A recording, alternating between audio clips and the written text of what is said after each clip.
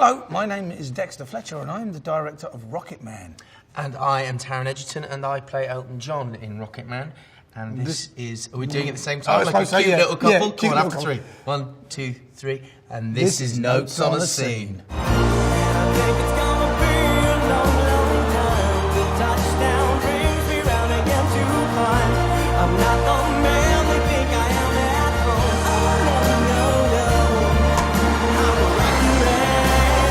The film's a musical, for those of you that don't know, but it's also about... Valuable insights here. Yeah, very good. From Dexter Fletcher. Basically, Elton has taken a bunch of pills and thrown himself in the pool and meets the younger version of himself, actually, down at the bottom of the pool, and you get this idea that the kid's trying to tell him something. It's the start of the musical number, Rocketman, which goes through various different spaces and ends up at the most iconic performance of his career, probably.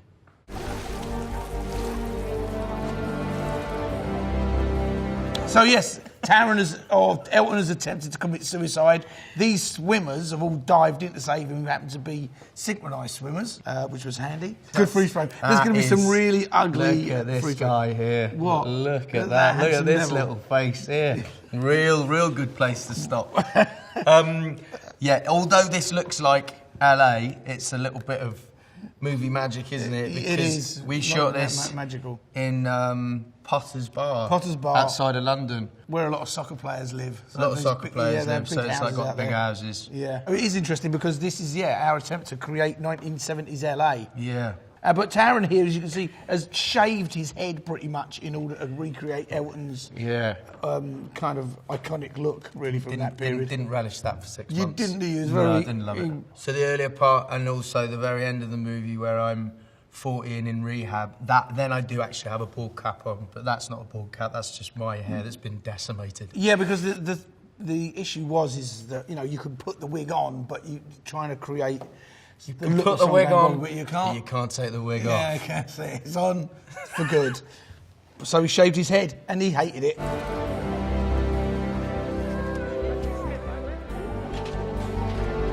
Look, perfect freeze frame. I wanted to try and fix this digitally. This eyeball was always slightly squiffy, and I wasn't quite sure. I mean, I don't know how you did it. You were sort of in the midst of... I can show you what. It's just like that. Yeah. Learned that at drama school, second year.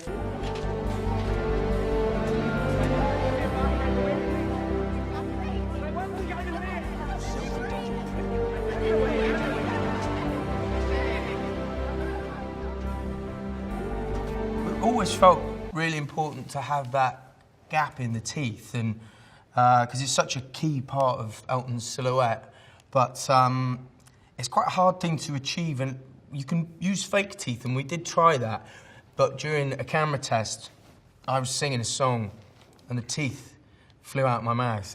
It's quite hard to sing with fake teeth in. Yeah. And so what happened was, I was quite stressed out at the prospect of us not doing it, and I went and sat in my trailer and thought about it, and we went to our lovely makeup designer, Lizzie Georgie, who said, well, what happens if we just paint the gap in? And we tried it, and it sort of worked really, really well.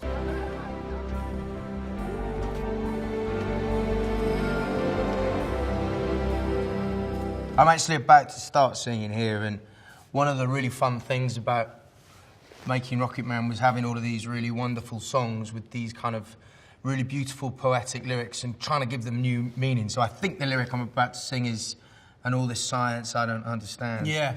It's just my job 5 days a week. And in art, we imagined that we would sort of endow it with the meaning of him not being kind of perplexed and baffled at why he's got everything he wants out of life, but is just completely miserable. And so the song becomes a sort of almost a soliloquy for him, being upset and perplexed at why he's so miserable. Yeah, exactly. He has everything, but at the same time, he's completely alone.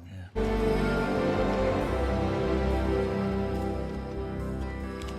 And all this science, I don't understand. It's just my job 5 days a week. And this whole sequence was put together over like the entire shoot. Of course, the swimming pool is a different day from the ambulance, and they're different locations. yeah, I mean, it seems a fairly obvious thing to say because that's how films are made, but there's because it's really about a transition as well, about this journey of how he gets sort of put back together after going through this really huge emotional moment of heartbreak and actually trying to kill himself. In reality, there was 24 hours between him jumping in the pool after taking all of these pills and him being on stage for, you know, what was the most iconic concert of his career, him truly at a zenith moment in 76, I think, the Dodgers. Yeah.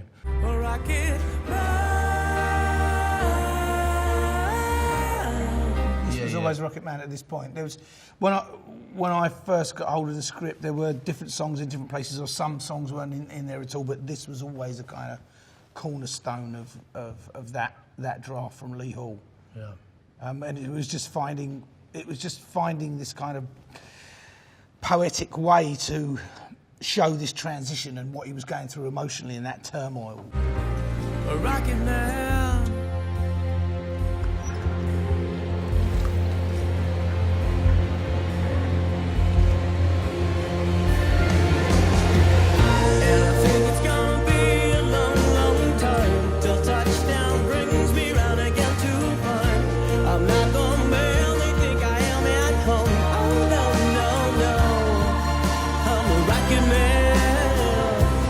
This silhouette, this ballet, as I like to call it, in front of this window. This window was at a location that we were scouting for something else, and I took a wander off on my own to think about some stuff, and I came across this window here because this transition was always the most complicated part of how do we make him, you know, get dressed and get out on stage. And so when I saw this huge window here, I of course realised that once there was a certain time of day that it would just silhouette everybody, and that kind of gave me the key into how we would transition.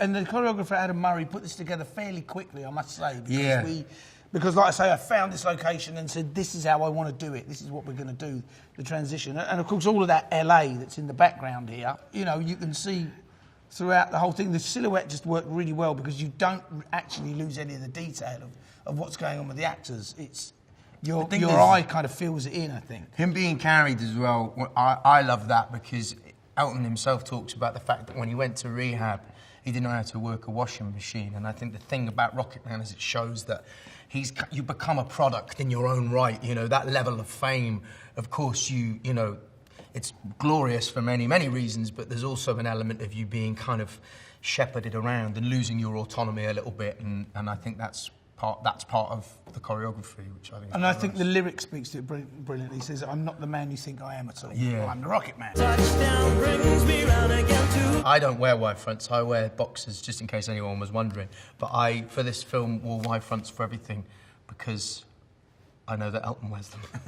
There's a scene where you come down the stairs in your and white I'm fronts. in a pair of wide fronts. And we yeah, we put the camera right on the white fronts. Right on those wide fronts. It's funny for us. We laugh. Yeah, there's a lot of us making ourselves laugh in this.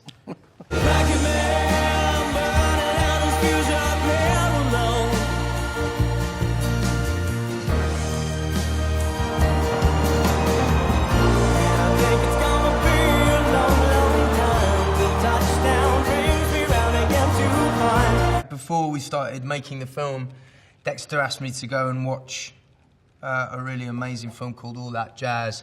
And there's a sort of catchphrase, a recurring slogan in that film, "Showtime." It's showtime, folks.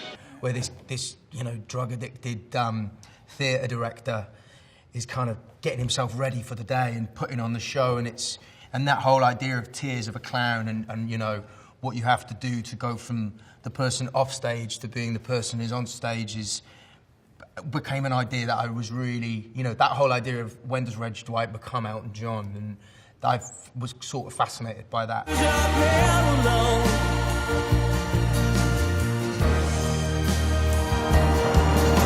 It's such a key part of the film and the character, and that Taron would just deliver these incredible moments sort of out of his own, you know, out of his back pocket, because I knew there was a transition here, but what is beautiful. Not only is there a cinematic transition, which we spend a lot of time on, but there's an emotional and dramatic one as well. That's all part of that. And I think it's really interesting that when people see this, and they used it in the trailer, that shot. Yeah. Because I think it really clearly tells the story about someone who is one thing and putting on a show to come out and step out in front of the wider world as something else.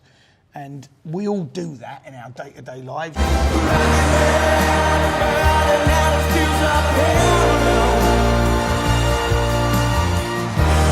That's a really famous Yeah. Terry O'Neill shot, Yeah. and there's very little footage of that concert. There's a bit of sort of grainy Super 8, Yeah. isn't there? Yeah. But there are these amazing shots which sort of adds to this incredible, you know, enigma and legend of this performance.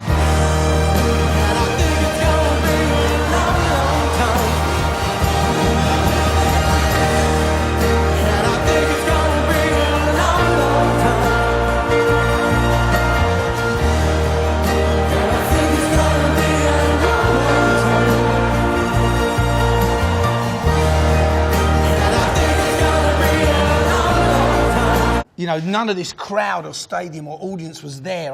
I created it that it was sort of like there was this blinding light that he couldn't even see beyond the end of the stage, was the idea, that he was sort of so wrapped in this bubble and that everything was a blur.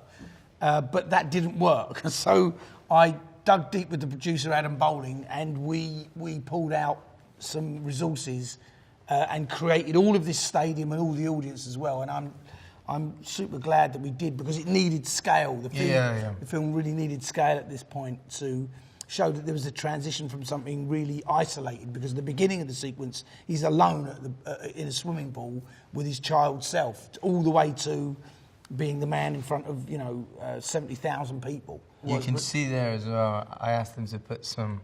What? I wanted sweat on my face, because you can see it here on my top lip. They put like a sort of glycerin thing on your top lip to make you look sweaty.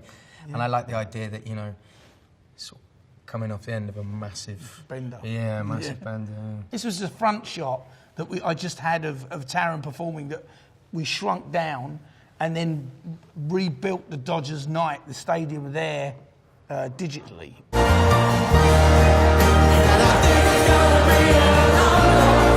What Taron was adamant about, and I think we both were, is that whenever it was possible for him to sing live on set, he would absolutely do that, because that is the voice is then directly connected to the emotion of that moment. You can play that over 3 or 4 takes and nuance it and change it and develop it and keep moving it forward like you would with any kind of dialogue. Yeah, exactly. And that's always was the approach. So. I think it's dangerous in a musical if you start thinking of singing as being something intrinsically different to speech.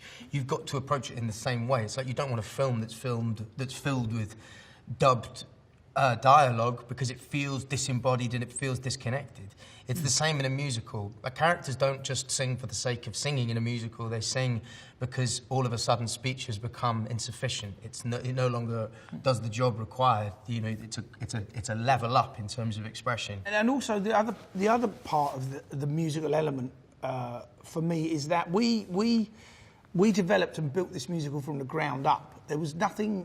There was no precursor to it. There wasn't, 6 months of a Broadway run and, a whole workshop and all that kind of stuff. We didn't. We had a couple of weeks rehearsal, in truth of it. Yeah. And I mean, aside from all the months in studio, but... Yeah, but even so, you know what I mean? It's like when you're building a show that you get in, you workshop, you work on the songs, and you kind of know what the emotional landscape is going to look like a lot clearer. I mean, we have to, of course, we're well plotted out and we know what we're going for, but there is a massive element of no one's ever done this before. This will be the first time it's ever going to be done, and we'll do it live on camera. That's certainly happened with your song. We didn't rehearse that. No. We just went in the set and went, okay, we're going to go here and be there and do that. That, I think, was one of the challenges that maybe we kind of blindly went into in a way. Yeah. But only now in retrospect you go, oh yeah, we did a whole musical from the ground up. And I'm immensely proud of that.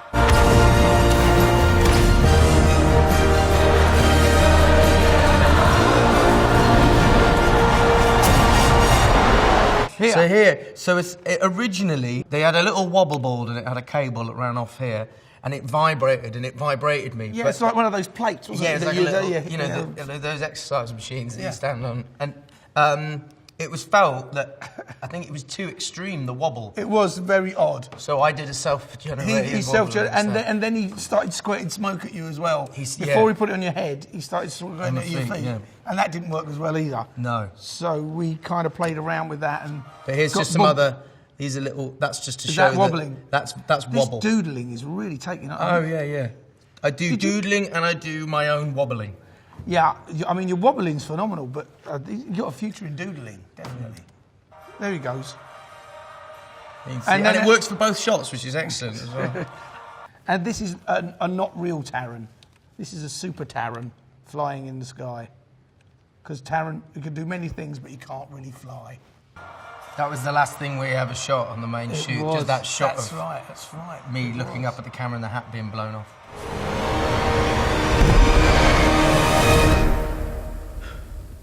I love that last moment. This is there. the bit we love because he's got smoke coming out of his hair. They sprayed smoke in my bald patch. It's weird, that There's- moment. It's no, weird. it's- Look at that. I love that.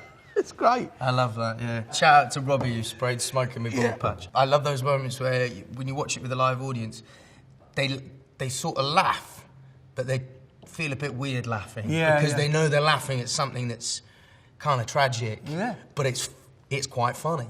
And it's quite nice to feel an audience sort of wobble and not quite know where they are.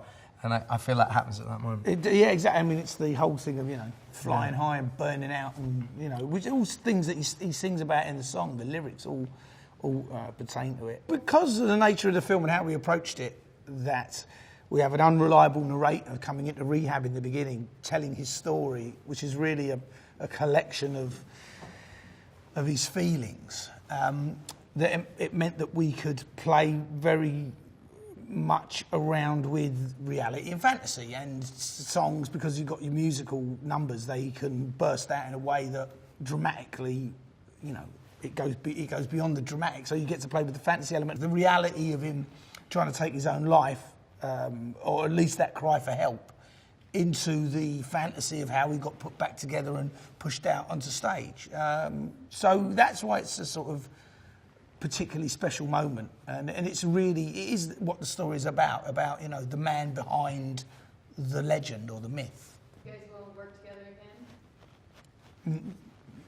Yeah, definitely. Yeah, we will. We can. Yeah. What? Yeah, Soon. He's great. Yeah, great. I like seeing it run backwards. I've not seen that for a while. That's good.